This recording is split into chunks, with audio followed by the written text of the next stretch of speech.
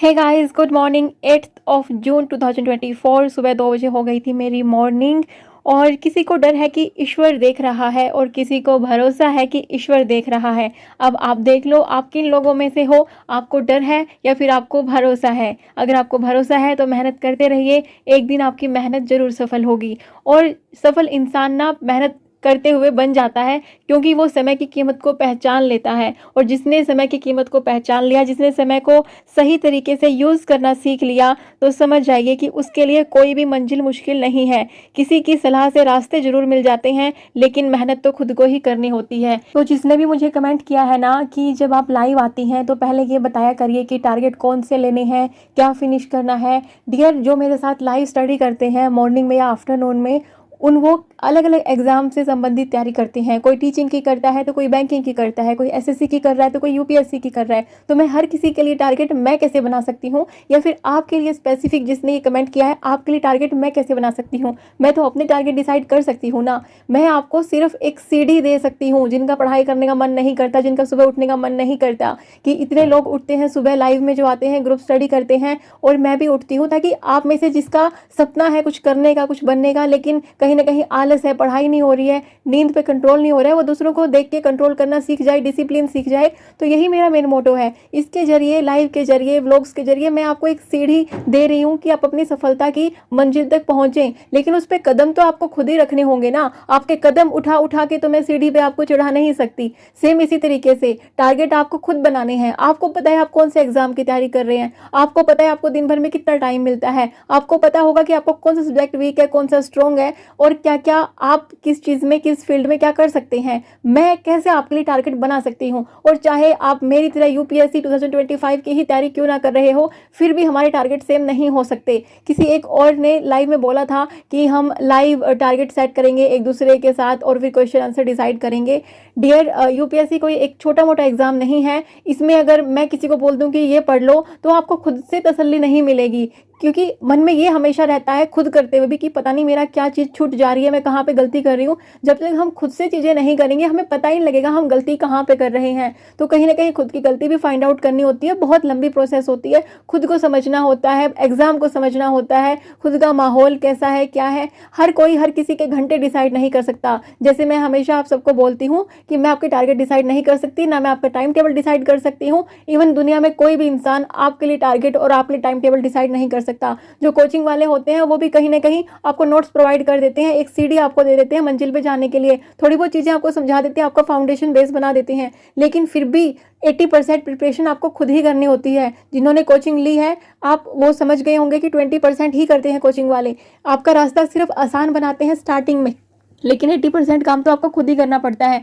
कहीं ना कहीं नोट्स भी आपको खुद ही बनाने पड़ते हैं कुछ कुछ चीज़ों के लिए। हर चीज़ का तो मटेरियल भी उपलब्ध नहीं होता है। इसलिए मेहनत करने से ना घबराएं, और खुद के टारगेट बनाने से क्या घबराना यार। खुद के टारगेट तो खुद ही बनाओ आप लोग। जब तक खुद से नहीं टारगेट बनाओगे, खुद से जुनून नहीं लाओगे, फिर काहे की पढ़ाई कर रहे हो भैया, फिर पढ़ाई छोड़ दो। मैं तो बार बार अपने हर व्लॉग में, हर वीडियो में बोलती हूँ कि जिसको मजा आ रहा है पढ़ाई करने में वही पढ़ाई करो, नहीं तो छोड़ दो। माना कि मुश्किलें आएंगी पढ़ाई में, हर किसी काम में आते हैं मुश्किलें। कई बार मन नहीं करता है, कुछ नहीं करता है, कुछ भी करने का मन नहीं करता है, तो पढ़ाई करने का भी मन नहीं करेगा। लाइक काम करने का भी मन हमेशा नहीं करता 365 डेज, तो पढ़ाई करने का भी नहीं करेगा। लेकिन जिसके लिए पढ़ाई इंटरेस्टिंग रहेगी ना, वो अपने रास्ते खुद निकाल लेगा। कैसे नींद पे कंट्रोल करना है, कैसे चीज़ों को ओवरकम करना है, ओवर थिंकिंग को ओवरकम करना है, आसपास का कितना ही नेगेटिव माहौल क्यों ना हो उसको कैसे पार पा जाना है। जिसका पढ़ाई में रियली में इंटरेस्ट होगा ना, वो चीज़ें कर पाएगा। और आप में से बहुत सारे लोगों का धन्यवाद जो आप लोग मेरी नींद के प्रति इतना कंसर्न रहते हैं।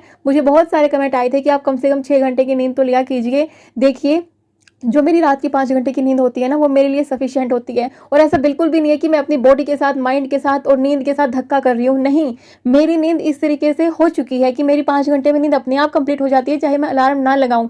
और सबसे मेन बात, मेरे को यार सॉरी, मेरे को ना पढ़ने का जुनून है यार। मेरे लिए कोई धक्का नहीं था, मुझे किसी ने बोला नहीं था कि तुम पढ़ाई करो, बहुत कंपलसरी है, बहुत ज़रूरी है। मैंने खुद से चुना है पढ़ाई करना, क्योंकि मुझे पढ़ाई करना अच्छा लगता है। मुझे अपने जीवन में नई नई चीज़ें सीखना अच्छा लगता है। और ये यूपीएससी की जर्नी जिसमें बहुत अलग अलग तरह के सब्जेक्ट हैं, मुझे सीरियसली में बहुत मज़ा आ रहा है ये सब करने में। इसलिए जब भी मेरी कोई नई सुबह होती है ना, मैं बहुत एक्साइटेड होती हूँ कि आज कुछ नया सीखने को मिलेगा, आज कुछ नया पढ़ने को मिलेगा। तो इसी एक्साइटमेंट में मुझे पता ही नहीं चलता कि मैं कब 4 घंटे सोती हूँ, कब 5 घंटे। तो मुझे इन चीज़ों से बिल्कुल भी फ़र्क नहीं पड़ता है। हाँ, उन लोगों को फ़र्क पड़ सकता है जिनके लिए धक्का हो पढ़ाई करना, जिनके लिए नींद कंट्रोल करना एक मतलब बहुत बड़ी चुनौती बन चुका हो, जो बस अलार्म सेट करते हो और फिर बस ये इंतजार करते हो कि ये अलार्म कभी बजे ही ना। दोस्तों, चिंता मत करो, ऐसा वक्त भी आएगा कि जब हम सोते के सोते रह जाएंगे। जो भगवान जी ने हमें ये टाइम दिया है ना, कुछ चंद लम्हे, आप सोचेंगे जिंदगी तो इतनी लंबी है, ये चंद लम्हे क्यों बोल रही है।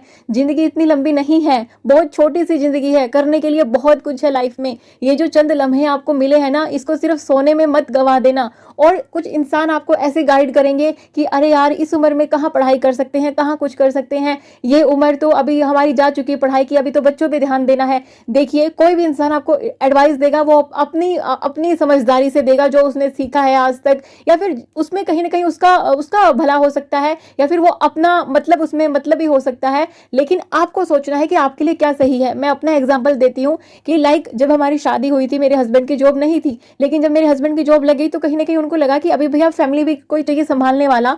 तो उन्होंने मेरे को एडवाइस किया कि क्यों इतना दुखी हो के मतलब पढ़ाई करना है, क्यों इतना वो मतलब दुखी होना है कि उठ रहे हो और बच्चा होने के बाद और मुश्किल हो रहा है, सब कुछ तो है, सारी फैसिलिटीज तो है, किस लिए पढ़ना। तो एक बार सबकी सुन लो, मैंने भी सुनी सबकी, लेकिन फिर मुझे लगा कि नहीं यार, ये लाइफ नहीं है, ये जिंदगी नहीं है, मैं इस दिन के लिए नहीं बनी हूँ कि मैं घर पे बैठी हूँ। और मैं बार बार एक ही चीज बोलती हूँ, घर के काम करने को मैं बुरा नहीं कहती, लेकिन मुझे अच्छा नहीं लगता कि मैं सिर्फ घर के काम ही करती रह जाऊं, मैं सिर्फ झाड़ू पोछा बर्तन ही करती रह जाऊं। मुझे ना अच्छा लगता था, ना मुझे अभी किसी और के लिए भी अच्छा लगता है, चाहे वो कोई भी क्यों ना हो। क्योंकि मुझे ये लगता है कि यार, पढ़ा लिखा इंसान दूसरों को रोजगार दे सकता है, खुद कुछ ना कुछ कर सकता है। अब मेरे पास कमेंट आए कि हाउस हेल्पर्स लगाने के लिए भी तो पैसे कमाने पड़ते हैं, फिर भी तो नौकरी करनी पड़ेगी, तो नौकरी के साथ कैसे मैनेज करेंगे पढ़ाई के साथ। भैया, तुम एक बार कमाने तो लग जाओ। मैंने तो जो अपनी कमाई की शुरुआत करी थी शादी के बाद, वो 4-5 हज़ार से करी थी। मैं ट्यूशन देती थी, 4-5 हज़ार मैं फिर हाउस हेल्पर्स पे लगाती थी, टोटली मैं उनको पे कर देती थी। उसके बाद जब मैं एक्स्ट्रा कमाने लग गई तो मैं एक्स्ट्रा पे करने लग गई। जब भी मेरे को लगा कि यार मुझे अपने लिए और अपने बच्चे के लिए टाइम चाहिए, तो मेरे को ये था कि स्टार्टिंग में मेरे को एक छोटी मोटी नौकरी मिल जाए बस। और वो छोटी मोटी नौकरी मेरे लिए ट्यूशन ही था। मेरे को ये था कि मैं इंडिपेंडेंट हूँ, अपने बच्चे को पढ़ा रही हूँ, बच्चे के साथ टाइम स्पेंड कर रही हूँ। जो काम 2-3 हज़ार में हो जाता है, लाइक पहले मैंने खाने वाली नहीं लगाई थी, सिर्फ झाड़ू पोछा बर्तन था, तो मेरे को लग रहा था कि जो काम 2 हज़ार में हो जाता है, मैं उसके लिए खुद परेशान क्यों हूँ। और सबसे मेन बात, काम करने के बाद फिर हम इतना फ्रस्ट्रेट हो जाते हैं कि अपने बच्चे के साथ जो टाइम स्पेंड अच्छे से करना चाहिए, जो उसका बचपन है कभी नहीं आने वाला, हम उसको भी वेस्ट कर देते हैं, उस पर गुस्सा कर देते हैं, क्योंकि हमारे काम इतने दिन भर पड़े रहते हैं, हम कामों में ही उलझे रहते हैं। तो मेरा लाइफ में एक फंडा क्लियर था कि जो काम दूसरों से कुछ पैसे देके हो सकता है, उनको रोजगार देके हो सकता है, वो काम उनसे ही करवाना है। हाँ, स्टार्टिंग में एक बार को लगता है, जब भी स्टार्टिंग में हाउस हेल्पर लगाते हैं, उनको मैनेज करना भी कहीं ना कहीं धीरे धीरे सीखना होता है। हाँ जी, जिंदगी में कोई भी एक नई चीज करते हैं तो उसको पहले सीखना ही पड़ता है। हर चीज स्टार्टिंग में अजीब लगती है, लेकिन धीरे धीरे सब कुछ मैनेज करना पड़ता है। जब मैं अपनी वर्क फ्रॉम होम के लिए सर्च कर रही थी ना, तो मेरी आंखों में इतनी नींद रहती थी। एक बार का वाक्य मैं आपको बताती हूँ। मेरा बेटे को मैं फीड करवा रही थी और साथ के साथ मैं ना ऑनलाइन ना कुछ स्किल सीखती रहती थी, ताकि मेरे को अच्छी सी वर्क फ्रॉम होम जॉब मिल जाए, जिसके लिए मैंने 3 साल मेहनत की। तो मेरे को ये लगता था कि यार, जो भी वक्त मिल रहा है ना, उसको फीड करवाते करवाते भी मैं मतलब वो फोन पे सर्च करती रहती थी। एक बार ऐसा हुआ कि मेरी आंखों में इतनी नींद थी कि फोन छुट के हाथ से और मेरे बच्चे के फेस पे वो लगा और वो बहुत रोया। तब मैंने सोचा कि यार, क्या मैं नींद पे कंट्रोल नहीं कर सकती? क्या नींद इतनी हावी है मेरे सपने से भी ज्यादा? और वो दिन है और आज का दिन है, नींद ने कभी मुझे कंट्रोल नहीं किया, मैंने नींद को कंट्रोल किया। और मैंने अपनी वो वर्क फ्रॉम होम जॉब पाई, जिससे मैं 90,000 पर मंथ कमाती थी। और उसके बाद फिर मैं रुकी नहीं हूँ। उसके बाद मैं आराम कर सकती थी, चाहे जितना बजे, कितने बजे उठूं, कितने बजे सो जाऊं, कोई मुझे कुछ कहने वाला नहीं था। लेकिन फिर भी मैंने एक जज्बा दिखाया कि नहीं यार, ये ठीक है, मुझे घर से मिल रहा है चीजें, लेकिन मुझे बाहर निकल के कुछ और अच्छा करना है। तो हस्बैंड ने मेरे को तब भी समझाने की कोशिश करी, अरे यार, कितना अच्छा तो कर रही हो, क्या जरूरत है गवर्नमेंट नौकरी की, एक तो है ना सरकारी नौकरी घर पे। लेकिन फिर मैंने वही सोचा, उनकी सुनी, लेकिन सोचा कि नहीं यार, मैं करना चाहती हूँ। तो लाइफ में अपने फंडे हमेशा क्लियर रखना कि दूसरे बोलते हैं उनकी सुनो, लेकिन खुद का दिमाग भी भगवान ने दिया है कि आपको क्या करना है। दूसरा अपनी समझ से, अपने मतलब से चीजें आपको बोल रहा है, चाहे वो दूसरा कोई भी इंसान क्यों न हो, आपको अपनी समझ, अपनी बुद्धि लगानी है कि आप अपना टाइम, ये जो समय है, जो कीमती समय, आप कहाँ पे उसको यूटिलाइज करना चाहते हो, क्या कुछ करना चाहते हो वक्त रहते हुए, क्या कुछ सीखना चाहते हो अपनी लाइफ में, किस मुकाम तक पहुंचना चाहते हो। यहाँ पे मैं कुछ बुक्स खरीदने के लिए आई थी राम बुक डिपो से, और यहाँ पे ना जिसने भी आईएएस की तैयारी करी होगी, कोई चंडीगढ़ में होगा, इस शॉप पे हमेशा आया होगा, और ये शॉप थी बंद। फिर हमें लगा कि मार्केट में थोड़ा सा घुमाई कर ही लेते हैं। 9 o'clock के राउंड का टाइम यहीं पे हो गया था, जो मेरा सोने का टाइम होता है। तो सोने का जो टारगेट है ना, वो कहीं ना कहीं फिक्स नहीं हो पा रहा है, लेकिन कोशिश करेंगे उसको भी फिक्स करने की। किसी ने मुझे कमेंट किया था, उसको छोटा सा शॉर्ट सा कमेंट करके मैं आपको बता देती हूँ। उन्होंने लिखा था कि thank you so much, you are doing great, your videos are like booster, मतलब ऐसा कुछ लिख के फिर उन्होंने लिखा था कि आपकी वीडियो हमें इंस्पायर करती हैं, और I look my self in you. जब आप खुद को मुझ में देखते हो ना, तो ये चीज़ मुझे सच्ची में एक बहुत बड़ा खुद के लिए वो लगता है कि यार हर एक लड़की ना कहीं सेम होती है, उसकी कहानी कहीं ना कहीं सेम होती है। इसलिए आप आज किसी भी सिचुएशन में हो, आप अपने आप को मेरे अंदर देख सकते हो। आप ये रियलाइज़ कर सकते हो कि यार इस लड़की की लाइफ भी कुछ साल पहले कहीं ना कहीं ऐसी चुनौतियों भरी रही होगी। जब ये अपनी लाइफ में इतना कुछ कर सकती है, अपनी लाइफ को इतना ईजी, इतना इंटरेस्टिंग ऐसे बना सकती है, तो हम क्यों नहीं बना सकते। तो ये वाली जो चीज़ें हैं ना, जो मुझे बहुत मोटिवेट करती हैं, आप लोगों के प्यारे प्यारे कमेंट्स, तो आप सबका दिल से शुक्रिया।